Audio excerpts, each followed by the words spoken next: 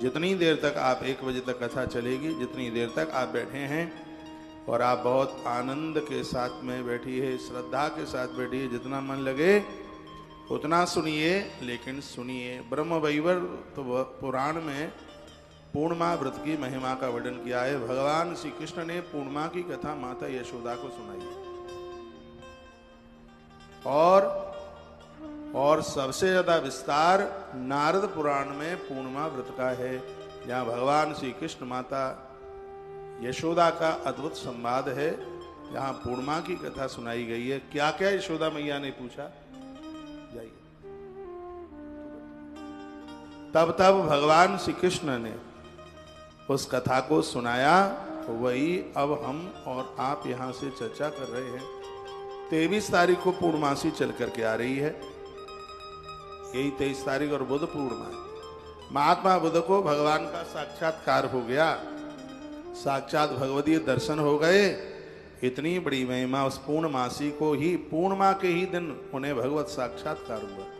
पूर्णिमा के ही दिन भगवान व्यास धरती पर चल के आए और पूर्णिमा के दिन ही बजरंगबली हनुमंत लाल जी महाराज धरती पर आके प्रकट हुए। पूर्णिमा के दिन मेरे गुरुजी भी पूर्णिमा के दिन धरती पर आए हैं, कार्तिक पूर्णिमा। तो जो भी ये पूर्णिमा है वो पूर्णिमा अपने आप में बड़ी अद्भुत है। गुरु नानक देव भगवान भी पूर्णिमा को ही धरती पर चल करके आए। पूर्णमासी की बड़ी विशेषता है, और जो पूर्णिमा का व्रत करता है उसके जीवन में सगरे कार्य पूर्ण ही हो जाते हैं। ऐसे आनंद की पूर्णिमा, और ये कथा हम आपको इसलिए सुना रहे हैं कि ये इस कथा को सुनकर के आप भी पूर्णमासी का व्रत करें। जो कुंवारी बेटियां कन्याएं पूर्णिमा का व्रत करती हैं, उन्हें अच्छे घर और वर की प्राप्ति होती है। विवाह के तत्पश्चात हर नारी को, वैसे तो 32 पूर्णिमा की बात कही गई है, 32 नहीं कर पाते हैं तो 12 पूर्णिमा जरूर कीजिए। वैसे तो 32 कीजिए। विवाह के तत्पश्चात आप ससुराल में पहुंचे हैं तो अपने इस व्रत को मत छोड़िए। 32 पूर्णिमा, उसकी महिमा में आपको बताऊंगा, निवेदन करूंगा। इससे नारी की मांग का सिंदूर छिन्न भिन्न नहीं हो सकता। पूर्णिमा के व्रत से स्पष्ट वर्णन है कि संतान की प्राप्ति और अटल सौभाग्य दोनों चीजें मिलती हैं। संतान भी मिलती है और मांग के सिंदूर की उम्र भी बढ़ती है। गर्भ में संतान समाप्त नहीं होती। यह पूर्णिमा की बहुत बड़ी महिमा है। मंदार माला कुलताल खायई, कपाल मालांकित शेखरायई, देव्यांबरायई च दिगंबरायई, नमः शिवायई च नमः शिवायई। इसमें देवी देवताओं को वंदन किया जाता है। माता पार्वती को भी भगवान शिव ने, भगवान शंकर ने पूर्णिमा की बड़ी महिमा का निवेदन किया गया है। भगवान शिव पार्वती के माथे के ऊपर चंदन थोपते हैं। पूर्णमासी की कथा सुनाते हैं क्योंकि चंदन की महिमा है। पूर्णिमा के दिन चंदन का दान करने का भी बहुत बड़ा महत्व है। पूर्णमासी के दिन शालिग्राम भगवान का दान करने की बड़ी महिमा है। तुलसी की मालाओं की दान करने की बहुत बड़ी महिमा है। ये पूर्णिमा की महिमा है। पूर्णिमा के ही दिन भगवान श्री कृष्ण ने द्रौपदी के वस्त्र को बढ़ाया। उस दिन रक्षाबंधन वाली पूर्णिमा थी, जिसको श्रावणी पूर्णिमा कहते हैं। पूर्णिमा का ही वह दिन था भगवान श्री कृष्ण द्रौपदी का चीर बढ़ाते हैं। तो पूर्णिमा के दिन वस्त्र दान की भी बड़ी महिमा। कोई भी आप दान करते हैं पूर्णमासी के दिन, पूर्णिमा के दिन गुरु दीक्षा की बड़ी महिमा है। मंत्र सुनने की बड़ी महिमा है। बच्चों का स्कूल में प्रवेश कराने का बहुत बड़ा मुहूर्त है, बहुत बड़ी महिमा है। पूर्णिमा के दिन सत्यनारायण भगवान की कथा सुनने की बड़ी महिमा है। पूर्णमासी के दिन केले के दान की बहुत बड़ी महिमा है। पूर्णमासी के दिन भूमि दान की बहुत बड़ी महिमा है। पूर्णिमा के दिन बच्चों के जन्म की बड़ी महिमा है। पूर्णमासी के दिन किसी के मृत्यु की भी बड़ी महिमा है। पूर्णमासी के दिन मंदिर में प्राण प्रतिष्ठा कराने की बड़ी महिमा है। पूर्णिमा के दिन मंदिर में घंटा दान कराने की बहुत बड़ी महिमा है। ये पूर्णिमा जिंदगी में सब कुछ पूर्ण कर देती है। पूर्णिमा के दिन रास पंचाध्यायी की कथा सुनने की बहुत बड़ी महिमा है। पूर्णमासी के दिन मोती पहनने की बहुत बड़ी महिमा है। पूर्णिमा का दिन, पूर्णमासी के दिन नदियों के पूजन की बहुत बड़ी महिमा है। पूर्णिमा के दिन नदियों को, सरताओं को चुनरी उड़ाने की बहुत बड़ी महिमा है। पूर्णमासी के दिन बच्चों का संबंध करने की बड़ी महिमा है। ऐसा कोई काम नहीं है, ऐसा कोई मुहूर्त नहीं है जो पूर्णिमा के दिन स्वतंत्र ना हो, खुला है। पूर्णिमा इतनी अद्भुत है, हर प्रकार से शुभ कार्यों में पूर्णिमा को बहुत विशेष रूप से लिया गया है। पूर्णिमा के दिन राजा दुश्मन को जीतने के लिए अपनी फौज को विदा करता है। दुश्मन को जीतने के लिए पूर्णमासी का एक अद्भुत यह है, दिव्य यह दिन है, पूर्णिमा का दिन है। इसको बहुत अपने आप में विशेष माना गया है। तो आइए मैं पूर्णिमा की कथा आपको सुना रहा हूँ, जो भगवान श्री कृष्ण ने माता यशोदा को जो कथा सुनाई थी, वही निवेदन हम आपको कर रहे हैं। गंगायाम यद लव्य कोटि सूर्य ग्रहादिकाम। आप 1 करोड़ बार सूर्य ग्रहण के समय पर सूर्य भगवान की पूजा करके जो आप दान देते हैं, आप कई हजारों बार गंगा नहाकर जो पुण्य प्राप्त करते हैं, वही पुण्य आपको पूर्णिमा का व्रत करने से प्राप्त हो जाता है। अब आप विचार कर लीजिए कि पूर्णिमा की कितनी बड़ी महिमा हो सकती है। यदि पूर्णिमा 2 पड़ी, यदि एकादशी 2 पड़ी है, तो व्रत वाली एकादशी दूसरे दिन करनी चाहिए, और यदि पूर्णिमा 2 पड़ी हैं तो व्रत वाली पूर्णिमा पहले दिन करनी चाहिए, क्योंकि पूर्णिमा के दिन चंद्र दर्शन का महत्व होता है। हो सकता है दूसरे दिन पूर्णिमा पड़ी है, संध्या होते ही वो तिथि पूरी हो जाए, रात्रि में पूर्णिमा ना रहे, लेकिन पहले दिन पूर्णमासी आरंभ हुई है तो 100% रात्रि में उसमें चंद्र दर्शन जरूर होगा। इसलिए पहले तो ये बताइए, मेरी लैंग्वेज भाषा आपकी समझ में आ रही है? वैसे बहुत सहज रूप से ही मैं बोल रहा हूँ। मैं तो टीचर भी होता तो मेरा पढ़ाया हुआ बच्चा फेल नहीं होता। मेरी थ्योरी, मेरे सिद्धांत कुछ इस तरीके के हैं। तो यदि 2 पूर्णिमा पड़ती हैं तो व्रत वाली पूर्णिमा पहले ही दिन करनी चाहिए। कभी कभी एक ही पूर्णिमा होती है, तो उस दिन व्रत वाली पूर्णिमा, दान पुण्य वाली पूर्णिमा सब एक ही दिन होती है। और इसके लिए हम हर बार आपको वीडियो भेजते हैं। आज मैंने 7 वीडियो रिकॉर्ड किए और 7 वीडियो हल्ला बोल है, एक से एक अद्भुत है। रोजाना यह वीडियो तुलसी तपोवन यूट्यूब चैनल और तमाम आश्रम के 5 यूट्यूब चैनल हैं, जिन पर जुड़ करके आपको इन सब का सौभाग्य प्राप्त होगा। आज हमने कदम के वृक्ष के ऊपर वीडियो, यह आपके पास 2 बजे पहुंचेगी तुलसी तपोवन यूट्यूब चैनल पर। भले ही आप 70-80 साल के, 100 साल के हो गए हों, आप कदम का महत्व पहली बार आप सुनेंगे। आप हैरान हो जाएंगे सुन के कि कदम के वृक्ष की इतनी बड़ी महिमा है। वो वीडियो आज हमने शास्त्रों में से, ग्रंथों में से खोज करके ये वीडियो आपके पास भेज दिया। आइए, द्वापर युग की बात थी। एक बार मैया यशोदा ने भगवान कृष्ण को कहा, हे कृष्ण, कृष्ण कृष्ण महाभाग, हे पुत्र, सब लोग तुम्हें ईश्वर के नाम से जानते हैं, परमात्मा के नाम से जानते हैं। तुम संपूर्ण विश्व के उत्पादक हो। विश्वोत्पत्त्यादि हेतवे, भागवत में श्लोक आता है। मैया कहती है तुमसे ही विश्व का जन्म होता है, तुमसे ही पालन और तुमसे ही उद्धार होता है। मैया यशोदा अपने पुत्र कृष्ण को कहने लगी, मुझे कोई एक ऐसा व्रत बता दो जो सभी मनोरथों को पूरा कर देने वाला हो।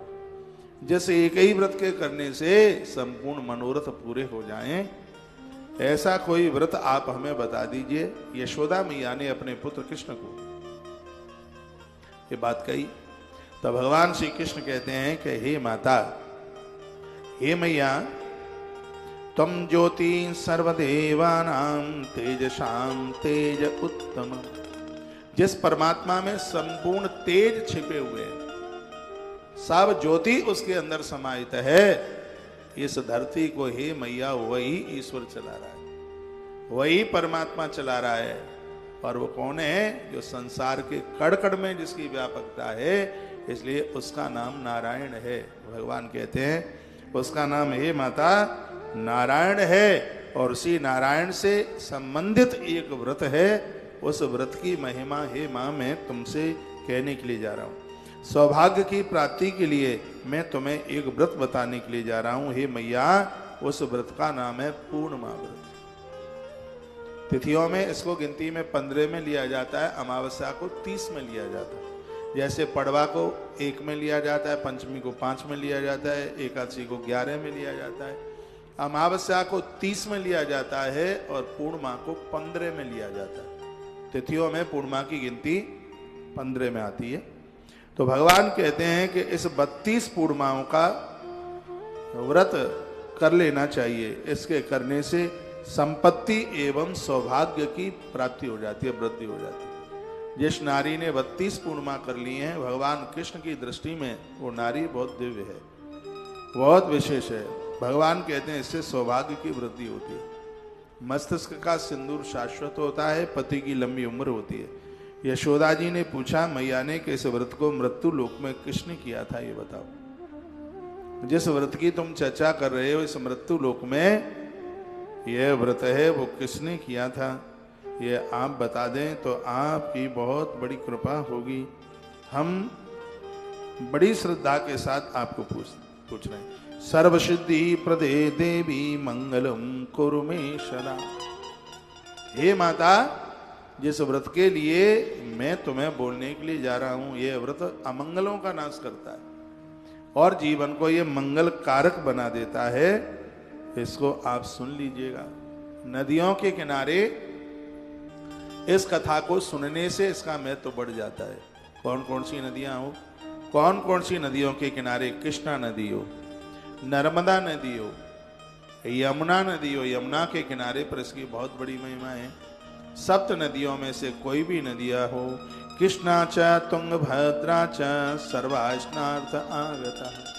सभी नदियों में देवता स्नान करने के लिए आते हैं। नदियां बहुत महत्वपूर्ण हैं, इसलिए नदी के किनारे पर कोई भी आप अनुष्ठान करते हैं, नदी के किनारे पर कोई भी आप व्रत करते हैं, कोई भी आप कथा सुनते हैं, संपूर्ण रूप से वो फलदायी हो जाती है। कोई भी नदी है तो नदी के किनारे पर है मैया, बहुत बड़ी महिमा है इसकी, बहुत बड़ी महिमा है।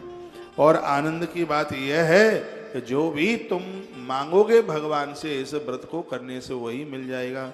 लोकानाम तुष्ट करती च मुक्तदा च सदा निनम। यदि किसी को मुक्ति चाहिए तो उसे मुक्ति भी मिल जाएगी। वांछितम देहि मे नित्यम दुर्गम च विनाशय। और इतना ही नहीं, दुर्गति का नाश हो जाता है, दुर्गुणों का नाश हो जाता है। मैं कहना चाहूंगा, जिसके घर में पति या पुत्र अपने रास्ते से भटक गए हैं, उस परिवार को संभालने के लिए उस घर की नारी वर्ग को 32 पूर्णिमा का व्रत करना ही चाहिए। भगवान श्री कृष्ण की बड़ी अद्भुत वाणी है। ये वो कृष्ण कथा सुना रहे हैं मैया को जिस कृष्ण ने गीता अर्जुन को सुनाई। जिसकी गीता इतनी अद्भुत है तो उसके द्वारा बताई गई पूर्णिमा की कथा कितनी अद्भुत होगी। और इतना ही नहीं, भगवान श्री कृष्ण ने धर्मराज युधिष्ठिर को 26 एकादशियों की कथा और सुनाई। ये भगवान गोविंद की वाणी है, भगवान श्री कृष्ण की जो अद्भुत वाणी है, और उसी को मैं आपके बीच में परोस रहा हूं। और मुझे विश्वास है इस कथा को सुन करके आप बहुत आनंदित मग्न होंगे। एक बार जयकारा लगाइए। बोल भक्त वत्सल भगवान की जय हो। श्री हनुमंत बलवंत महाराज की जय हो। आज के आनंद की जय हो। भगवान कृष्ण ने कहा कि हे मैया, धरती पर एक कातिका नाम की नगरी में एक राजा था जिसका नाम था चंद्रहास नाम का राजा था, राज्य करता था। उसके राज्य में सभी प्रजा बहुत ज्यादा प्रसन्न थी। राजा वही है जो राजा अपनी प्रजा को अपनी पुत्र, अपनी संतान की तरह समझे। नहीं तो प्रभु राम कहते हैं, लक्ष्मण, जो प्रजा को दुखित रखता है ऐसा राजा अवश्यमेव नरक का अधिकारी होता है। जो राजा अपनी प्रजा को पुत्रवत नहीं समझ पाता, लक्ष्मण को राम कहते हैं, वो राजा अवश्यमेव वो नरक का अधिकारी होता है। तो भगवान श्री कृष्ण कहते हैं कि वो राजा सभी प्रजा को अपनी संतानवत रखता था। उसी नगर में एक धनेश्वर नाम का ब्राह्मण रहता था, बड़ा भगवान का परम भक्त था। इस ब्राह्मण का नाम था धनेश्वर। उसकी पत्नी बहुत सुंदर थी, रूपवती थी, बहुत ही सुशीला थी। उस ब्राह्मण को कोई संतान न रहने की वजह से वह ब्राह्मण बहुत ज्यादा दुखी रहता था, बहुत परेशान रहता था कि मेरे कोई संतान नहीं है, बस इसी में बहुत ज्यादा परेशान होता था। एक बार उस नगर में एक तपस्वी महात्मा आ गए, और जहां साधु आएगा वहां अद्भुत होगा, विशेष होगा। जिसके घर में आवे, मोहल्ले में आवे, परिवार में आवे, संत का आगमन हमेशा शुभ ही शुभ होता है। ये धरती पर ऐसे बहुत परिवार हुए हैं जिनको औलाद नहीं थी, संतों के आगमन से उनके घर में संतानें हुई। इसलिए कहा गया है संत दरस जेमी पातक डरे, महापुरुषों के दर्शन मात्र से पाप जल जाता है। होना चाहिए संत, जिसके संस्कारों का कभी अंत नहीं होता उसी को संत कहते हैं। जिसकी साधना में अनंतता है, अनंत दृष्टि है जिनकी, वही तो संत। मेरे गुरुजी 4 पंक्तियां बड़ी सुंदर कहते हैं, प्रेम हमारी साधना है, प्रेम हमारा पंथ है, और जो भरा है प्रेम से बस वही हमारा संत है। मनुष्यों की बात छोड़िए, विषैले जीव जंतु भी महात्माओं से प्रेम करते हैं, गुरुजनों से प्रेम करते हैं। जीव जंतु भी उनका टेंशन नहीं करते। कथा भागवत जी में आती है कि महात्मा करदम जिस स्थान पर तपस्या करते हैं, सैकड़ों सांप बिच्छू कांतर उनकी देह से लपटते हैं, उनके शरीर से लिपटे रहते हैं। मनु जी महाराज जब अपनी बेटी को विवाह के लिए वर खोजने के लिए गए थे तो देख करके हैरान हो गए।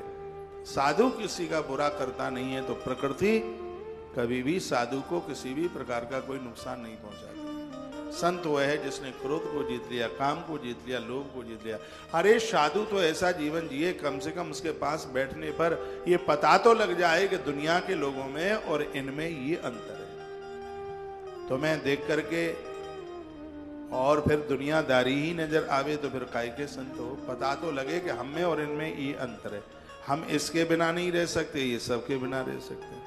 जैसे कोई भी भोग की जरूरत नहीं है, संसार में वो तृप्त हैं, दुनियादारी से जो तृप्त है वही तो साधु है। मनन करता हुआ जीवन जीता है, चिंतन करता हुआ जिंदगी जीता है, उसके जीवन में चिंताएं होती ही नहीं है, वो तो चिंतन से भरा हुआ होता है। आप ग्रस्त में भी रह रहे होंगे तो भी आप संत है।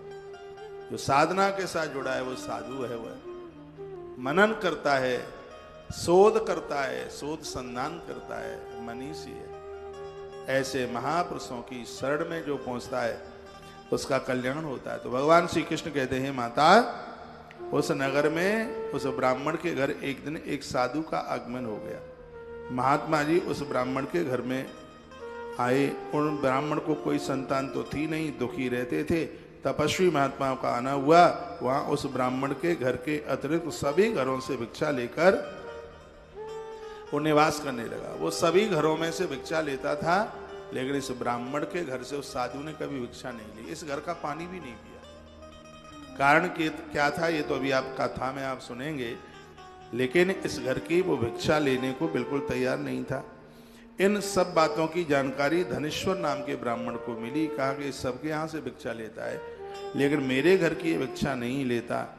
अपना अपमान समझकर वह उस तपस्वी के पास गया, चरणों में वंदन प्रणाम किया और कहने लगा, हे गुरुदेव, हे महात्मन, मैं आपकी शरण में आया हूं और मैं दुखित हूं।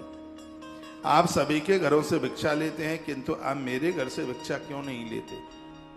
इसका कारण हमें बता दीजिए, इसका कारण हम आपसे पूछना चाहते हैं। तब उस योगी ने तब उस महात्मा ने बड़ा अच्छा सा जवाब दिया और कहा कि हम तुम्हारे घर से भिक्षा लेते नहीं हैं। अरे कोई कारण तो होगा, क्यों नहीं लेते हैं? तो उन्होंने कह दिया कि तुम्हारे पास में कोई संतान नहीं है, तुम निसंतान वाले हो, तुम संतानहीन हो, इसलिए मैं आपके घर से, तुम्हारे घर से मैं भिक्षा लेता नहीं। योगी की बात से धनेश्वर अत्यंत दुखी हो गए। लेकिन इस कथा को सुनकर किसी को ये न लगे कि जिसके घर में संतान नहीं है तो उसका अन्न अपवित्र हो गया है, ऐसा नहीं है। पूरी कथा को सुनिए, तब इसका अर्थ समझ में आ पाएगा। वह धनेश्वर नाम का ब्राह्मण उस महात्मा के चरणों में गिर पड़ा और कहा, हे महाराज, आप सर्वज्ञ हैं, आप कृपा कर देंगे तो भगवान भले ही मुझे पुत्र न दे पावे, लेकिन आपकी कृपा हो जाए तो मुझे पुत्र की बिल्कुल प्राप्ति हो जाएगी। बिल्कुल ऐसा ही है। जिस काम को नहीं कर पाता परमात्मा, उसे जो कर देता है वही तो है महात्मा। एक बार पति और पत्नी बाबा तुलसी के पास आए। संतान थी नहीं, बाबा गोस्वामी जी से उन्होंने संतान की प्रार्थना की।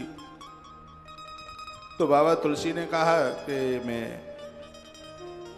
अपने राम जी को पूछ करके कल तुम्हें जवाब दे दूंगा संतान होगी कि नहीं। बेचारे दोनों चले गए। रात का समय था, राम जी प्रकट हो गए कुटिया में। रोज ही आते थे तुलसी से मिलने के लिए।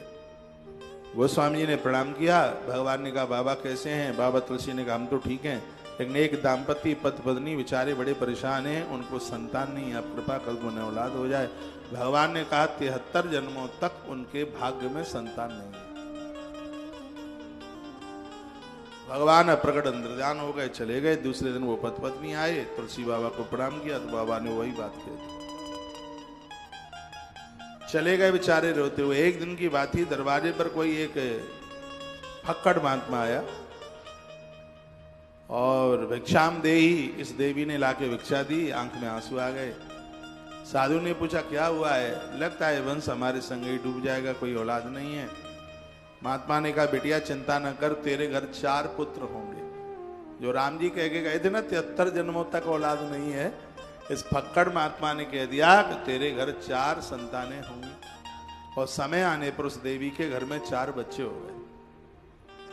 जिसको 73 जन्मों तक संतान का योग नहीं था, उसके घर में 4 बच्चे हो गए। एक दिन बाबा तुलसी सी रास्ते से निकले तो 4 बच्चों को देखा। उसने तुलसी को पहचान लिया, दौड़ती हुई आई। कोई पीठ पर लटका है, कोई कंधे पर बैठा है, कोई छाती से चिपका है। प्रणाम चरणों में किया, कहा गुरुदेव कृपा हो गई आपकी, मेरे घर में 4 बच्चों का जन्म हुआ है। तुलसी बाबा बड़े हैरान थे। कहा प्रभु झूठ बोले आप बोले कि 73 जन्म तक औलाद नहीं है, आज इनको लड़ूंगा।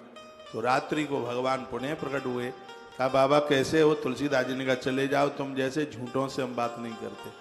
प्रेम में भी बड़ी लड़ाई का आनंद आता है। तो राम जी ने कहा हमने क्या झूठ बोला? कहा ये झूठ नहीं बोला, आप कह रहे थे 73 जन्मों तक औलाद नहीं। हमने अपनी आंखों से देखा उसके घर में 4 बच्चे खेल रहे। राम जी ने कहा उसके तो भाग्य में संतान नहीं थी, लेकिन तुम जैसे एक साधु के आशीर्वाद से 4 बच्चे पैदा हो गए।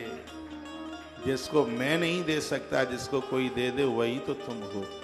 तुम होने का मतलब यानी वही संत है, वही महापुरुष है। इसको सीधी भाषा में समझ लें। जैसे मैं आपसे कुछ पैसा मांग लूं, आप मुझे एक 50,000 रुपए का चेक काट के दे दें। मैं उसको बैंक लेकर के जाऊं और बैंक मैनेजर को दूं, तो मैनेजर को ये ताकत नहीं है वो चेक का भुगतान ना करे, क्योंकि साइन आपने कर दिए। इसलिए पैसा हमारा नहीं है, आपने सिग्नेचर किया है तो आपका पैसा हमारे खाते में आ ही जाएगा। उसी प्रकार से इन महात्माओं के बैंक में इनकी तपस्या की इतनी पूंजी रखी है, जब ये अपने आशीर्वाद का चेक काट करके दे देते हैं तो उनके आशीर्वाद के प्रभाव के द्वारा काम हमारे बन जाते हैं। वो कहते हैं दुकान चल तो दुकान चलेगी, वो कहते हैं कि अच्छा हो तो अच्छा हो जाता है, तो कहते हैं संतान हो जाए संतान भी हो जाए, सब कुछ हो जाता है। ये तपस्वी की तपस्या का प्रभाव है। जिन लोगों के पास, जिन महापुरुषों के पास कुछ विशेष कलाएं लेके प्रकट होते हैं, उनके आशीर्वाद में ताकत है कि सब कुछ बदल जाता है। ये कलाएं क्या है? पावर। वृक्षों में एक कला रहती, 2 रहती कीट आदिकों में। ये पंछी दल में 3 कला है, 4 कला चौपाओं में। फिर 5 से लेकर 8 कला मानव दल में दिखलाती है। जो 8 से ऊपर होती है, अवतार वही कहलाती है।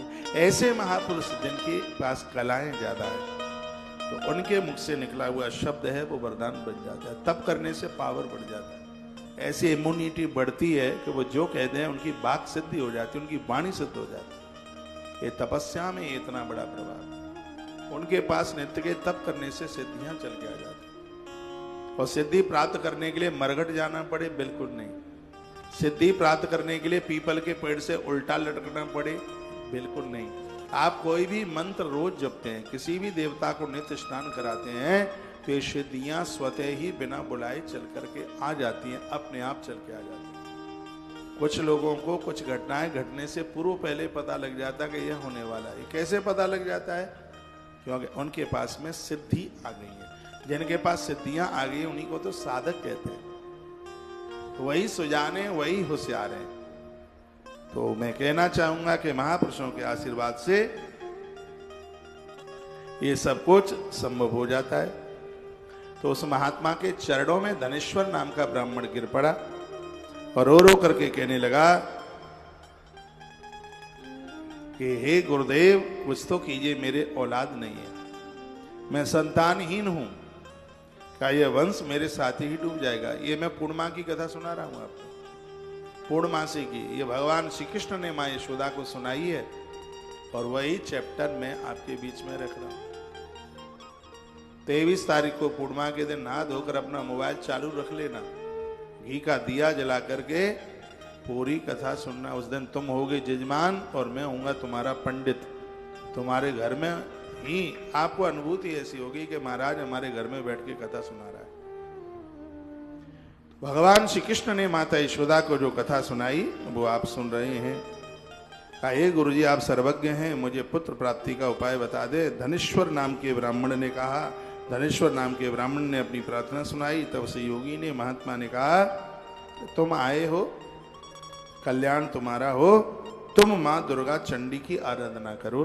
क्योंकि अपनी पत्नी को बोलना, जो दुर्गा की आराधना देवियां करती हैं उनका बांझपन समाप्त हो जाता है। मां दुर्गा की पूजा की इतनी बड़ी महिमा, इसलिए बेटियों को विवाह से पूर्व ज्यादा से ज्यादा दुर्गा पूजा की बात कही जाती है। छोड़िए अपनी तो बात, मां दुर्गा भी, माता जानकी भी अपने विवाह से पूर्व मां दुर्गा की पूजा करती है। जय जय गिरिवर राज किशोरी, जय महेश मुख चंद्र चकोर। ये प्रमाण मिलता है। जय गज वदन सनानंद माता, हे गजानंद और कार्तिकेय की मां, हम तुम्हें प्रणाम करते हैं, वंदन करते हैं। स्वीकार कीजिए। बेटियों के एक मंत्र रोज जपना चाहिए, ओम ऐम ह्रीम क्लीम चामुंडाई विच्छे। बेटियों को एक पाठ रोज करना चाहिए जिसमें दुर्गा जी के 32 नामों की बात कही गई। दुर्गा जी की जो पूजा है वो नारी वर्ग को आनंद कर देती है, किसी भी चीज की कमी नहीं रहने देती। इस पूर्णमासी मातम्य में भी आप सुन रहे हैं, योगी ने कहा तुम और तुम्हारी पत्नी दोनों चंडी यानी दुर्गा देवी की आराधना करो, मैया जी तुम्हारी मनोकामना पूर्ण कर देगी। और दुर्गा सप्तशती में लिखा भी है, यम यम चिंतयते कामम तम तम प्राप्नोति निश्चितम। तुम जिस कामना को करोगे माता रानी तुम्हारी उसी कामना को पूरा कर देगी। ये बिल्कुल सही है, बिल्कुल पक्का है। कोई भी पूजा आराधना करते हो उसको श्रद्धा से कीजिए, थोड़े समय तक कीजिए। लेकिन तुम तो 9 दिन में दुर्गा जी का दर्शन चाहते हो, लेकिन पहले के लोगों ने हजारों सालों तक तप किया। लेकिन तुम्हें तो एक ही दिन में एक सुंदरकांड सुनाने से हनुमान जी का दर्शन चाहिए, एक ही दिन में सब हो जाए। हम लंबे समय तक नहीं कर पाएंगे, बस हाल ही किया नहीं शुरू के फल मिले नहीं।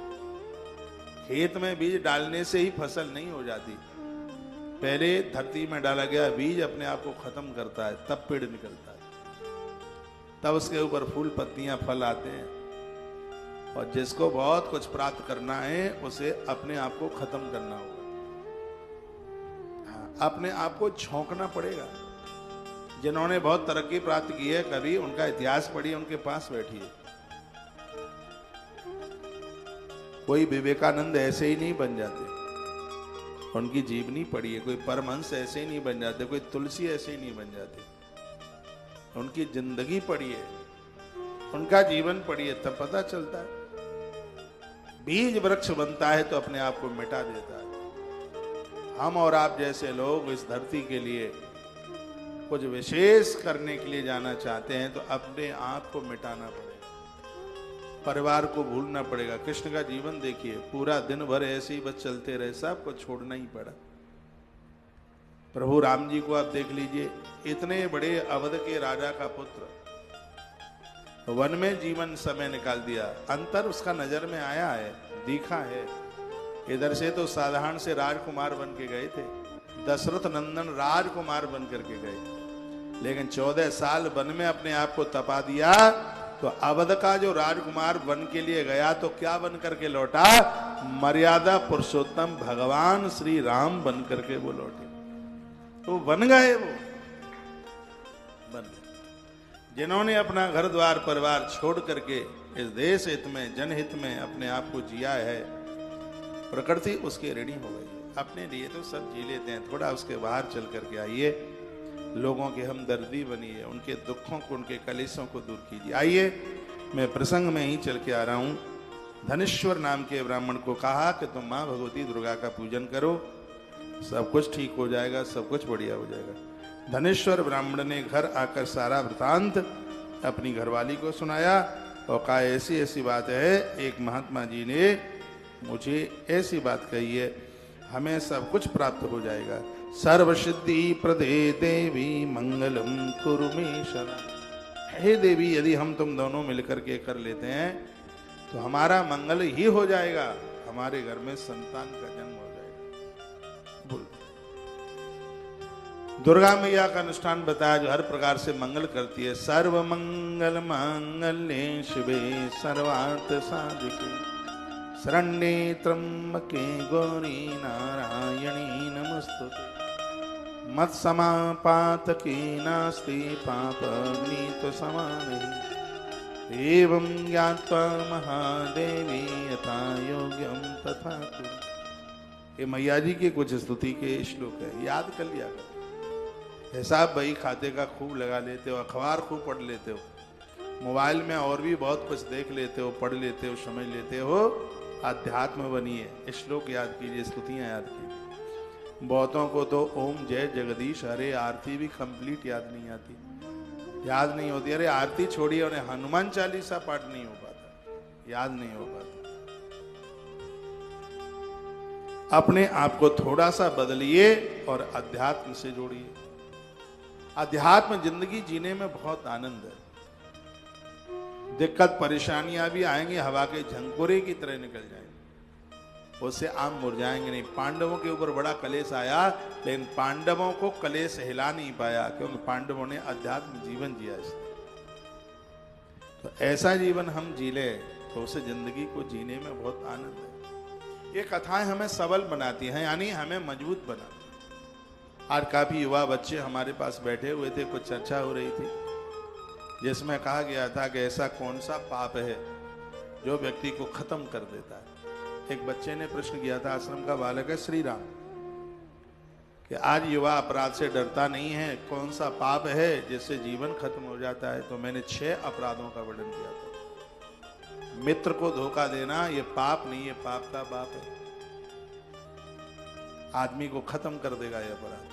कृतज्ञ, जिसने तुम्हारे लिए कुछ अच्छा किया और उसी के साथ दगा कर दे, उसी को धोखा दे दे, तो ये पाप नहीं, ये पाप का बाप है। जिसने तुम्हारे लिए कुछ अच्छा किया है, ऐसे व्यक्ति को कभी भूलना नहीं है, ऐसे व्यक्ति का संग देना है, साथ देना है, उसका जिंदगी की अंतिम श्वास तक उसको भूलना नहीं। प्रभु श्री राम जी को जिस केवट ने नाव में बिठाकर पार उतार दिया, और ये मैंने पूर्व में भी बताया है कि जब राम का राज्य अभिषेक होता है, राम की आंख में आंसू आ गए और भरत को कहा, यदि लोगों को तुम बुला ही रहे हो तो मेरे केवट को सबसे पहले बुलाना। हमारे पास पैसा नहीं था, उसने नाव में बिठा करके हमें पार उतार दिया। केवट को बुलाया ही नहीं, चीफ गेस्ट बनाएगा। कृतज्ञ, जिन्होंने आपके लिए कृतज्ञता, आपके लिए जिसने कुछ किया है, तो उसको आप धोखा दे दें तो ये पाप नहीं, ये पाप का बाप है। सुरापान करना ये भी बहुत बड़ा पाप है। स्वर्ण की चोरी करना यह भी एक बहुत बड़ा पाप है। और प्रकृति से जो तुम ले रहे हो उसका ज्यादा करके नहीं दे रहे, ये भी एक बहुत बड़ा पाप है, अपराध है। प्रकृति से आप जल ले रहे हैं, अन्न ले रहे हैं, वस्त्र ले रहे हैं, क्या नहीं ले रहे प्रकृति से। जिस कंपनी में, जिस फील्ड में आप काम करते हैं, हराम खोरी का पैसा नहीं चाहिए। जहां से आप ले रहे हैं वहां आप उसका कई गुना करके देते नहीं हैं, तो समझ लीजिएगा कि यह बहुत बड़ा अपराध हो रहा है। ध्यान रखें। दीदी कैसे हैं आप? बैठो।